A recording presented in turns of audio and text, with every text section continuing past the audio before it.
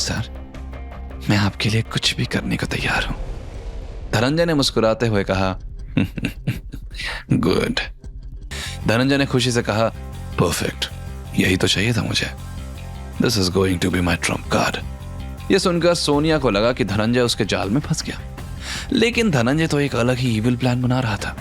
उसने सोनिया से कहा, अब तुम्हें एक बहुत क्रूशियल काम करना है सोनिया, और इस काम का रिवॉर्ड तुम्हें मिलेगा। Anything for us. धनंजय ने सोनिया को पूरा प्लान बताया तो सोनिया की आंखें हैरानी से बड़ी हो गईं। व्हाट? वेद कियारा का हस्बैंड है? धनंजय ने हाँ में सर हिलाते हुए कहा, हाँ। तुम्हें क्या लगा तुम उसे डिच कर दोगी तो वो तुम्हारे लिए रोता फिरेगा? उसने और बड़ा हाथ मारा है। यह सुनकर सोनिया खिसिया गई। उसे अब समझ आ रहा था कि उस दिन क्लब में वेद कियारा के साथ क्यों था और कहां से उसके पास महंगी ड्रिंक ऑर्डर करने के पैसे आए थे। धनंजय आगे बोला, लेकिन अब वक्त आ गया है कि वो इस लैविश लाइफस्टाइल को टाटा बाय बाय कह दे, और ये काम तुम करोगे सोनिया? सोनिया ने कनिंग स्माइल करते हुए हाँ में सर हिलाया। इधर वेद को पिछले दिनों आलिशा ने कई बार कॉल किया था ताकि वो डांस प्रैक्टिस कर सके, इसलिए आज वेद सुबह यूनिवर्सिटी पहुंच गया था, क्योंकि पॉइंट फेयर में बॉलरूम डांस भी तो करना था। वो पिछले कुछ घंटों से यूनिवर्सिटी के डांस स्टूडियो में केली से बॉलरूम डांस सीख रहा था। केली एक अट्रैक्टिव टीचर थी जिस पर पूरे कॉलेज का क्रश था, लेकिन जब से केली ने वेद को विक्की को हराते हुए देखा था, वो वेद से इंप्रेस्ड थी और उसे भी इंप्रेस करने की कोशिश कर रही थी। केली ने कहा, वेद, तुम्हारे स्टेप्स बहुत अच्छे हैं, लेकिन एक चीज में इंप्रूवमेंट चाहिए। तुम बहुत मैकेनिकल डांस कर रहे हो, डांस में फीलिंग होनी चाहिए। वेद ने कंफ्यूजन से पूछा, फीलिंग? केली ने प्यार से समझाया, yes, ballroom dancing is different from other dancing. It's like जैसे डांस करते हुए तुम अपनी पार्टनर के साथ इमोशनल कनेक्शन बना रहे हो। केली ने वेद का हाथ पकड़कर अपनी वेस्ट पर रखा। Feel the rhythm, feel the connection Ved. ये देखकर स्टूडियो में मौजूद दूसरे स्टूडेंट्स शॉक्ड रह गए। वहीं अलीशा मुस्कुराते हुए मन ही मन बोली, टीचर वेद को इंप्रेस कर रही है। उन्हें पता ही नहीं है कि वेद को शहर की सबसे खूबसूरत लड़की पर क्रश है और वो उसके लिए ही डांस सीख रहा है। कोई बात नहीं, मैं टीचर केली को बता दूंगी। जब केली कुछ ज्यादा ही क्लोज आने लगी तो वेद ने दूर हटते हुए कहा, आज के लिए इतना काफी है। यह कहकर वेद स्टूडियो से बाहर निकल गया। वहीं उसे जाते केली के चेहरे पर फ्रस्ट्रेशन साफ दिख रहा था। वहीं वेद मन ही मन बोला, शहर की लड़कियां कितनी तेज हैं। बाप रे, जब से शहर आया हूं अलग अलग किस्म की लड़कियों से पाला पड़ा है। यही सोचते हुए वेद यूनिवर्सिटी से निकलकर आरके इंडस्ट्रीज की तरफ जा रहा था। तभी उसका फोन बजा। वेद ने देखा कि कमिश्नर लाला का कॉल है तो उसने तुरंत रिसीव कर लिया। हेलो, हाँ कमिश्नर जी, कहिए। कमिश्नर ने सीरियस आवाज में कहा, वेद, विश्वनाथ ने कुछ किया तो नहीं? वेद ने जवाब में कहा, सब मामला सेट है, डोंट वरी। यह सुनकर कमिश्नर ने राहत की सांस ली और फिर बोला, क्या तुम आज फ्री हो? I need your help. कैसे हेल्प? वेद के पूछने पर कमिश्नर ने बताया, एक टीचर है, उन्हें एक सीरियस बीमारी है और उनका इलाज किसी भी डॉक्टर के लिए पॉसिबल नहीं है। लास्ट नाइट उन्होंने सुसाइड करने की कोशिश की। क्या तुम एक बार उनका चेकअप करोगे? वेद ने हामी भरते हुए पूछा, ठीक है, कब आना है? कमिश्नर ने जवाब में कहा, आज 3 बजे मेरे घर पर। वेद ने हाँ कहा और कॉल डिस्कनेक्ट करने के बाद आरके इंडस्ट्रीज की तरफ निकल गया। अभी वो आधी दूर ही पहुंचा था कि एक बार फिर कमिश्नर का कॉल आया और उन्होंने उसे एक होटल में आने को कहा। दूसरी तरफ सोनिया आरके इंडस्ट्रीज के हेडक्वार्टर में थी। उसने रिसेप्शन से कियारा के साथ अपॉइंटमेंट लेने की कोशिश की थी। सोनिया ने स्वीट स्माइल के साथ कहा, madam, I need to meet Kiara ma'am, it's very urgent.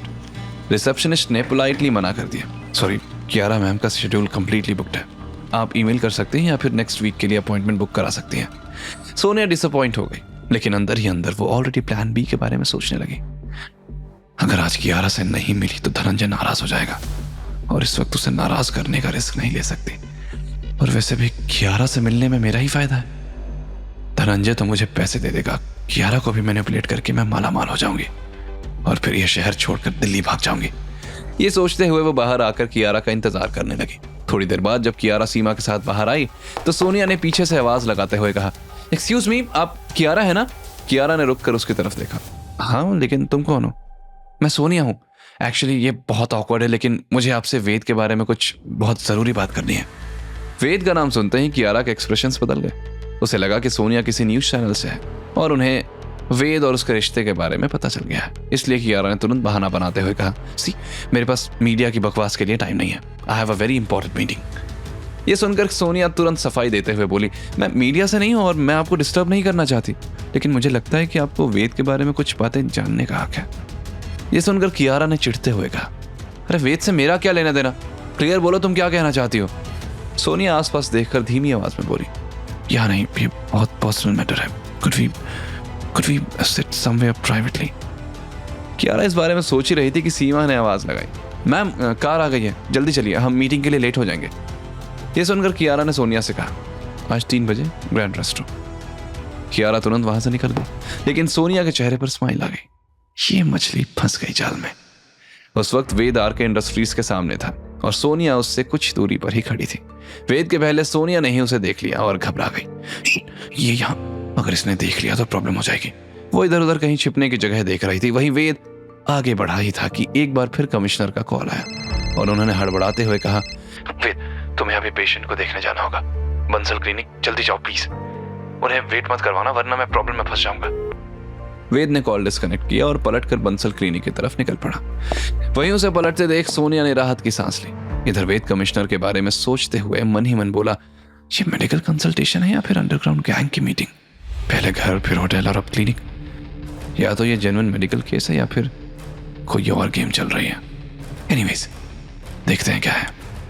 Commissioner ने वेद को किसका कंसल्टेशन लेने भेजा है? दोपहर में जब वो बंसल क्लिनिक के सामने पहुंचा तो वहां ऑपोजिट में हॉस्पिटल देखकर मन ही मन बड़बड़ाया, ये कौन सा जीनियस है जो हॉस्पिटल के सामने क्लिनिक खोल बैठा है। हालांकि उसे इस बात से क्या लेना देना था, इसलिए वो क्लिनिक के अंदर आया तो वहां एक कमरे के सामने कुछ बॉडीगार्ड्स खड़े थे और सोफे पर एक 35 साल की औरत बैठी थी। वेद उस औरत से बोला, मुझे कमिश्नर ने भेजा है, कौन है पेशेंट? उस औरत ने वेद को ऊपर से नीचे तक देखा और फिर हैरानी से बोली, तुम हो वो डॉक्टर जिसके बारे में कमिश्नर लाला ने बताया था? कमिश्नर ने तो कहा था कि वो एक एक्सपीरियंस डॉक्टर भेज रहे हैं, तुम तो बच्चे लग रहे हो, तुम्हारी उम्र क्या है, 25-26? वेद ने हंसते हुए जवाब दिया, मुझे क्या पता था कि तुम्हें बूढ़ा चाहिए, वैसे एक्सपीरियंस उम्र से नहीं नॉलेज से आता है मैडम। ये सुनकर उस औरत का मुंह खुला का खुला रह गया। वो उसी क्लिनिक की ओनर थी, मोनिका।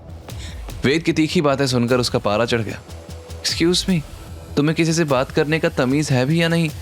हिम्मत कैसे हुई तुम्हारी मुझसे ऐसे बात करने की? वेद ने पलटकर जवाब में सार्कास्टिकली कहा, वैसे ही जैसे तुम्हारी मुझे देखते ही जज करने की हिम्मत हुई।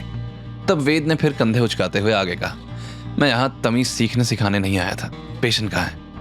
मोनिका के चेहरे पर गुस्से की लहर दौड़ गई। तभी अंदर से एक सॉफ्ट आवाज आई, मोनिका उसे अंदर भेजो। ये सुनकर मोनिका ने अपने गुस्से का घूंट निकलते हुए वेद को वार्निंग दी, एक बात सुन लो, अगर तुम कोई नीम हकीम हो तो अभी यहां से चले जाओ, क्योंकि अगर तुमने मैडम का गलत इलाज किया तो पूरा मुंबई शहर भी तुम्हें बचा नहीं पाएगा, समझे? आगे की कहानी जानने के लिए देखें अगला एपिसोड सिर्फ पॉकेट एफएम के YouTube चैनल पर, और के फॉर किंग के सारे एपिसोड्स को सुनने के लिए डिस्क्रिप्शन में दी लिंक से डाउनलोड करें पॉकेट एफएम ऐप।